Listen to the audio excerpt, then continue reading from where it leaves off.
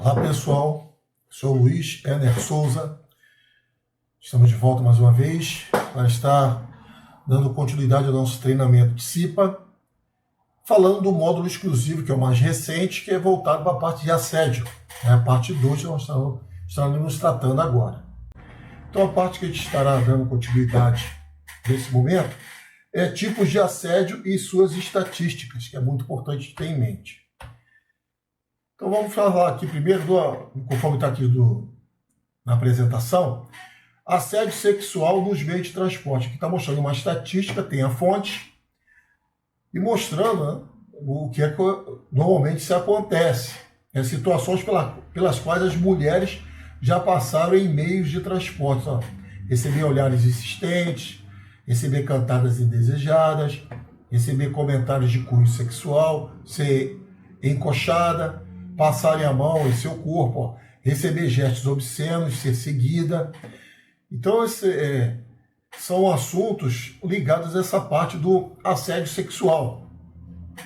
Receber mensagens inoportunas por aplicativos, se masturbarem olhando para ela, exibir em partes íntimas para ela, ó, ser estuprada, né, uma coisa que vira e mexe, está nos noticiários, ser fotografada sem autorização, não, ser beijada à força, e aqui está falando não ou nenhum. Né? Então, para 72% de 1.081 mulheres entrevistadas, o tempo para chegar ao trabalho influencia na decisão de aceitar permanecer em um emprego. Quer dizer, são coisas que a pessoa acaba sendo obrigada a aceitar ou conviver com isso, mas não é uma coisa boa, está dentro do campo do assédio sexual. Então, 46% não se sentem confiantes para usar meio de transporte sem sofrer o assédio sexual. 71% conhece alguma mulher que já sofreu assédio sexual em espaço público. Então, você vê que é um negócio realmente bastante desagradável. Então, a gente está mostrando para vocês que já tem até estatísticas sobre esse assunto. Então, perfil do assédio. Aí vamos lá. Assobio, né? Era muito comum ainda ter isso. Olhares insistentes, 74%, 77% é o assobio, que está no perfil. Comentários sexuais, 57%. Insultos e xingamentos, 39%. E 37% outros. Então vocês estão vendo o que se tem aí do perfil do assédio.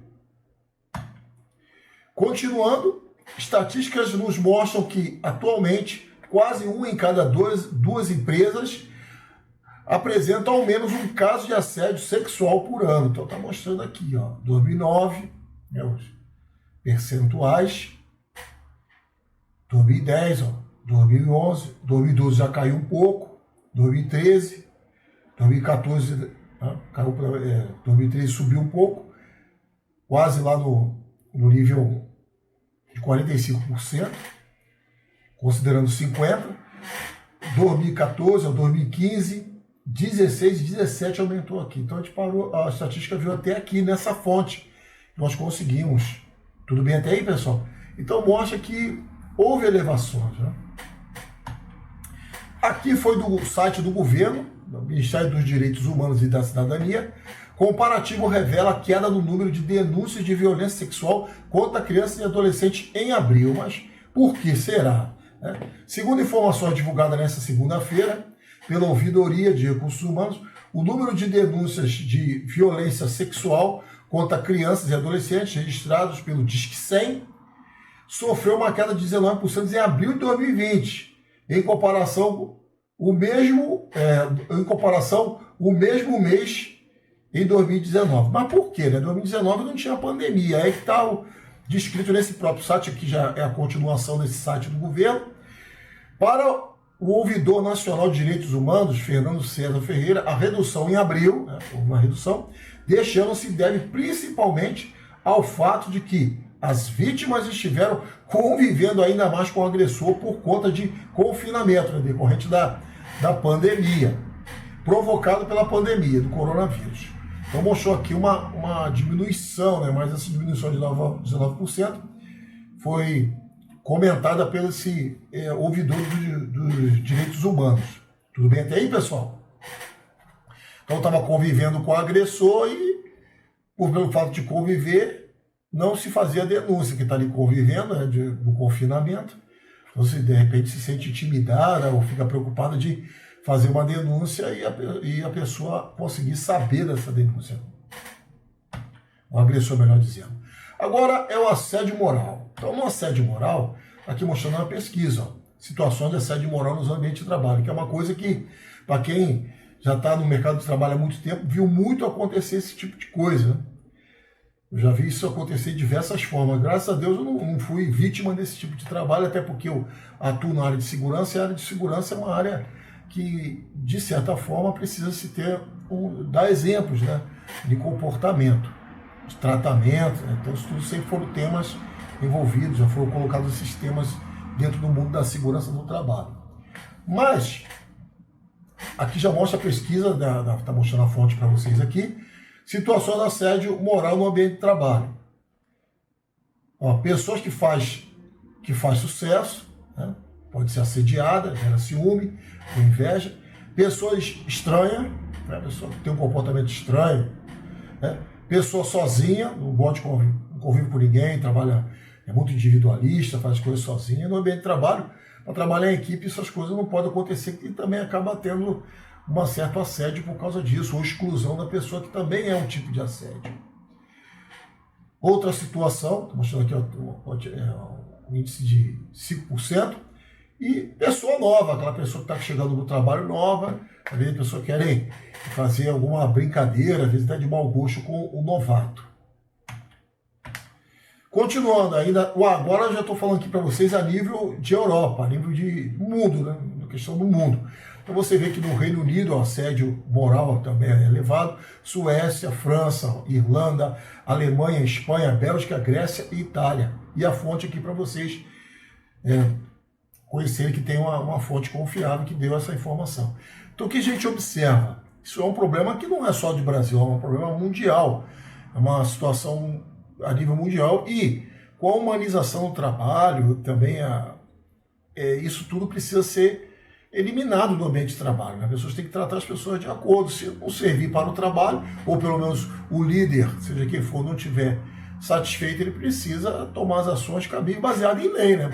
Como no caso do Brasil. A empresa ela pode demitir o empregado a hora que ela quiser, dentro de que ela coloque ali qual foram as causas da demissão, com ou sem justa causa. E temos legislação, como falamos desde o vídeo anterior, tem a CLT, agora tem a lei de empregabilidade para as mulheres, e também tem essa lei voltada para, portaria melhor dizendo, está dando a legislação voltada para atendimento às atividades CIPA, como um tema voltado para assédio. E aqui eu coloquei algumas explicações sobre o assédio. Assédio moral vertical descendente. Então isso aqui já é um conceito que ocorre quando um funcionário é assediado por uma pessoa hierarquicamente superior na corporação. Apelidos pejorativos, normalmente o apelido sempre é pejorativo, né? Em sua grande maioria. Situações vexatórias realizadas por gerente, por exemplo, caracterizam esse tipo de assédio. Tudo bem até aqui? Então, assédio moral vertical descendente. Tem também o assédio moral organizacional. Nesse contexto, o funcionário sofre violência psicológica da empresa através do ambiente organizacional. Estímulo de competição agressiva entre funcionários, incitando medo e ameaças aos colaboradores. Serve como exemplo. Então, assédio moral da organização. Então, competição entre os empregados ou até metas desafiadoras demais. Assédio moral vertical ascendente. Ao contrário do assédio moral vertical descendente, ocorre quando um profissional em posição inferior à vítima comete a impertinência. Esse tipo de assédio é menos comum e pode acontecer quando o colaborador tem acesso a informações sigilosas, utilizando para chantagear chefes e gerentes. Então, isso aí é um tipo de assédio moral. Acontece em menor escala, logicamente, mas é possível acontecer. Assédio moral horizontal, realizado entre colaboradores que ocupam a mesma posição hierárquica na corporação. Provocações, deboches, clima desagradável e conflitos internos configuram esse tipo de assédio. Então isso é muito comum nas empresas. Eu já vi isso acontecer em diversas empresas. E outros tipos de assédio. Então você está vendo aqui, ó, assédio escolar ou bullying, que é aquele voltado na escola, que era muito comum. Às vezes tinham pessoas que não queriam nem ir para a escola em função de ser assediado, apelidos, enfim. O assédio ambiental ameaça aqueles que defendem o ecossistema ou reivindicam direitos relativos ao meio ambiente, como é o caso dos ativistas ambientais. Então pode acontecer um determinado tipo de assédio com esse tipo de perfil, vamos dizer assim. Assédio imobiliário, pressão relacionada à venda de imóveis e modificação de contratos com o objetivo de apoderar-se de uma área imobiliária. Então é uma coisa, esse tipo de assédio, estou colocando que pode existir esse tipo de coisa. Assédio mediático, esse é muito comum, hoje até diminuiu um pouco, mas era muito forte isso. A gente sabe que a mídia ela pode formar opinião contra alguém, difamar, ainda mais se for uma informação falsa. Então, intromissão ilícita e abusiva na intimidade de uma pessoa feita por um profissional de veículo de imprensa. A gente sabe que hoje a Vira e Mexe também tem processos contra determinadas coisas que vão para a mídia e são publicados. Então hoje tem que verificar realmente a fonte da informação, saber realmente se é confiável para não estar propagando ali uma informação falsa e formando opinião com pessoas ou empresas ou de maneira geral com alguém, né? Aqui já entra o grooming. Então, grooming é domínio emocional estabelecido por um adulto na relação com uma criança com intenção do abuso sexual. Então, está escrito aí um tipo de assédio. É uma coisa também que tem que se observar, né? Às vezes está num lugar para observar esse tipo de coisa. Tem também aqui o stalking, perseguição decorrente de uma obsessão que invade a intimidade da vítima, incluindo contato insistente pelo telefone e pela internet. Então isso também é um tipo de assédio. Tem também o outro tipo, né? Straining. Então straining é estresse forçado imposto a trabalhadores por meio de comportamentos humilhantes e ameaçadores. Temos também o striking. Então o striking é pressão de um grupo de pessoas que se reúnem em frente ao domicílio da vítima com o objetivo de denunciar injustiças cometidas. É uma forma de assédio. E por fim, temos aqui o que também é bem conhecido no meio dos e-mails, né? Spam, se for na língua no inglês americano, e spam no e-mail no idioma inglês britânico. Então, insistente comunicação publicitária realizada por meio de telefone ou e-mails ou SMS. Isso também tem sido muito comum hoje. Já escutei até algumas vezes, reportagens tratando de processo contra algumas empresas que estavam sendo muito insistentes na sua propaganda. Então eu mesmo já fui muito assediado também nessas questões, né? Cartão de crédito, são informação de fazer planos, enfim, diversas vezes tentando massificar aquilo ali de maneira intensa, acaba sendo um spam e é uma forma de assédio também. E quando a gente tem uma necessidade, lógico que é importante ter a propaganda, mas dentro de certos limites, mas por outro lado também quando temos necessidade, nós buscamos aquilo que consideramos importante para cada um de nós. Tudo bem até aí, pessoal? Então, seguindo em frente, aqui já vem outros exemplos de assédio. A gente viu outros tipos, agora outros exemplos.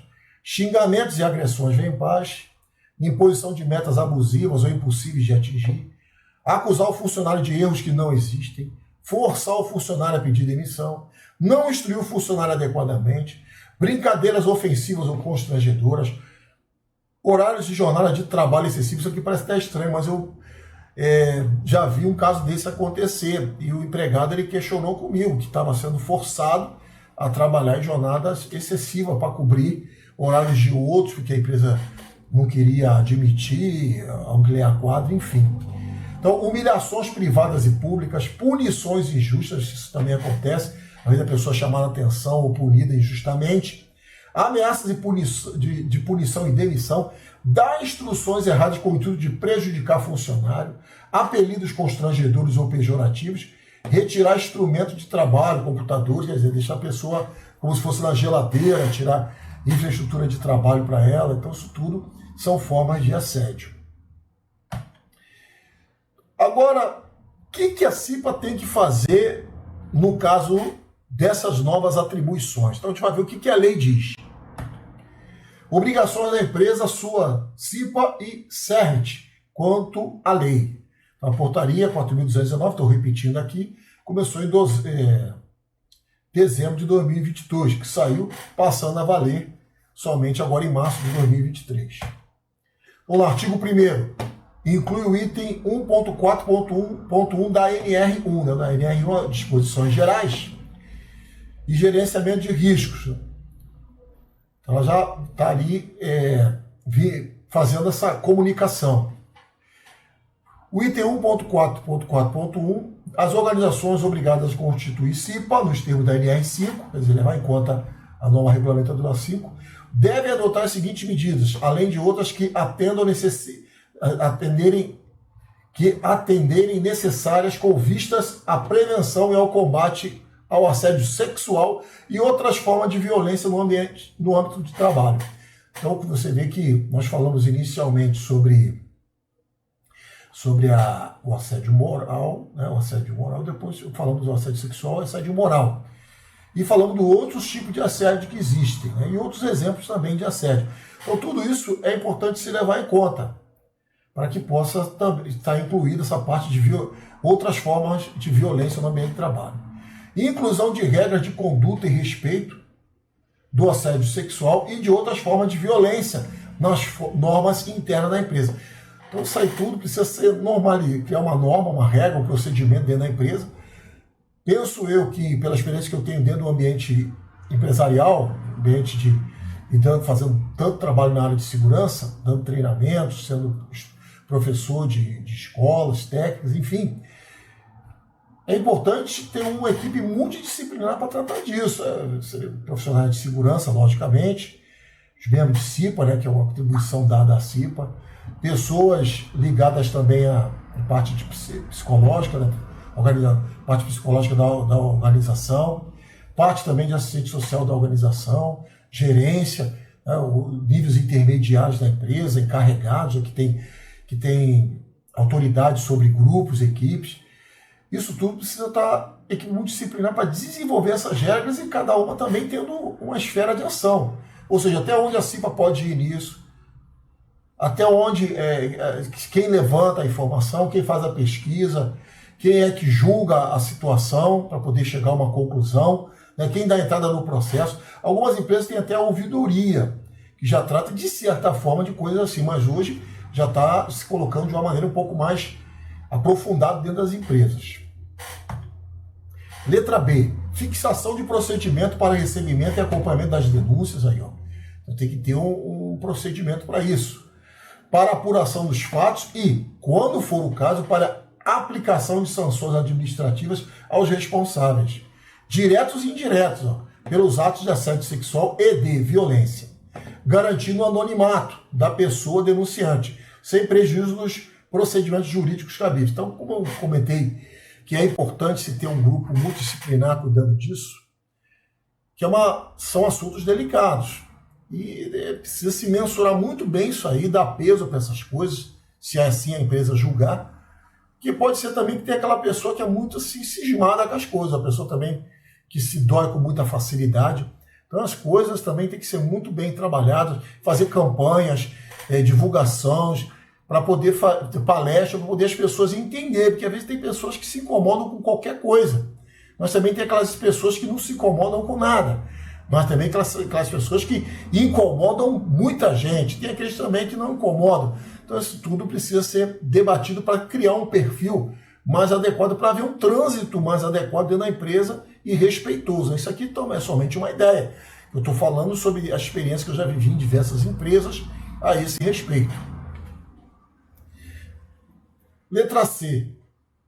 Realização, no mínimo, de a cada 12 meses, de ação de capacitação, de orientação, de sensibilização dos empregados e das empregadas. Então, fazer palestra, fazer campanha, fazer trabalhos que sensibilizem. De todos os níveis hierárquicos da empresa sobre temas relacionados à violência, ao assédio, a igualdade e a diversidade no âmbito do trabalho, em formas acessíveis, apropriados e que apresentem máxima efetividade de tais ações. Então, isso tudo são obrigações hoje que está dentro dessa portaria para a CIPA. Artigo 2, a linha A. Então, a gente está falando também, normalmente, da NR1, disposições gerais. Então, o que ele diz? A obrigação deve adotar mecanismo para consultar os trabalhadores quanto à percepção dos riscos ocupacionais, podendo, para este fim, ser adotadas manifestações da Comissão Interna de Prevenção de Acidente e de Assédio, CIPA, quando houver. O empregador deve manter o projeto pedagógico disponível para a inspeção do trabalho, para a representação sindical da categoria no estabelecimento e para a Comissão Interna de Prevenção de Acidentes, CIPA. Então tem que haver um projeto pedagógico acerca desse trabalho como um todo de capacitação, de palestras, de treinamento, né? Tem que ter tudo isso documentado, que pode ser fiscalizado. A linha F, item 4.3.1 da norma NR4, que já está envolvendo a NR4, que é o Serviço Especializado de Segurança. 4.3.1, compete ao CERMIT, que é o Serviço Especializado de Saúde e Medicina do Trabalho, manter permanente interação com a CIPA, a Comissão Interna de Prevenção de Acidentes e Assédio. Manter permanente. Então, no passado, como já dei muito curso de CIPA, falava que era colocado que o presidente da CIPA, né, deveria buscar interação com o CERMIT. Aqui já está colocando que o CERMIT tem que buscar isso também, manter, né? Buscar e manter, logicamente, essa interação com a comissão interna, até porque a comissão ela busca os mesmos interesses do CERMIT, praticamente, na sua maioria. Artigo 4. O título, o item 5.1.1, a linha J, do item 5.3.1, a linha H, do item 5.7.2 da NR, da norma regulamentadora 5, então está se mostrando aqui a importância disso. E o item 11 do anexo 1, que é voltado para a CIPA, voltada para a parte de indústria da construção. Tudo bem até aí, pessoal? Então passa a vigorar com as seguintes alterações. Então a NR5, prevenção de acidente, tem por atribuição, aí vem aqui a atribuição, que passa a valer de maneira geral. J. Incluir temas referentes à prevenção e combate ao assédio sexual e outras formas de violência no trabalho, nas atividades e práticas. Então, isso aqui eu já comentei uma forma de atender isso. Campanhas, teatros, textos em e-mail, coisas para poder levar as pessoas a ficarem bem conscientizadas e levar em conta que de 12 em 12 meses tem que fazer esse trabalho. Então, tem que se incluir na prática da prevenção. Treinamento deve contemplar no mínimo os seguintes itens: prevenção ao combate ao assédio sexual e outras formas de violência no trabalho, o anexo 1. Tanto para as CIPAs da NR5 como um todo, né? Seja todos os tipos de empresa, e especialmente, lá no, conforme o anexo 1, da indústria da construção.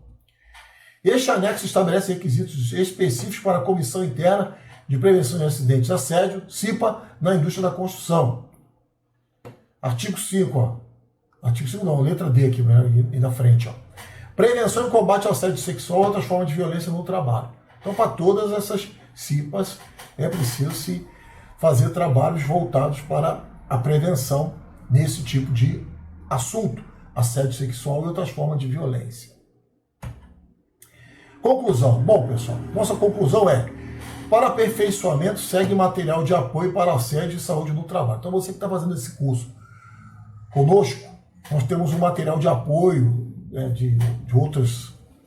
de entidades aí de respeito, né, consideradas, sérias, para que possa te auxiliar, e você pode até tirar ali algumas coisas que pode lhe ajudar a fazer o trabalho voltado para essa parte de prevenção ao assédio e outras formas de violência. E aqui, para o texto final, para fecharmos, né? Todos os tipos de assédio devem ser combatidos, agora passando a ser uma atribuição da CIPA. Grande parte das empresas tem uma CIPA ou um empregado representante da empresa para atender a NR5. O papel da CIPA é muito importante. Então é isso, pessoal. Nós finalizamos aqui. Desejamos a vocês bom trabalho, boas atividades da CIPA, a CIPA se mostrando aí cada vez mais aos olhos do governo como uma comissão importante. Então você que é membro de CIPA sabe que você é muito importante e é visto de forma estratégica para fazer essas divulgações aí, contribuir com isso. É a obrigação da sociedade como um todo, mas está colocando a CIPA também para estar fazendo dentro das empresas esse trabalho. Ok? Bons estudos, bom trabalho.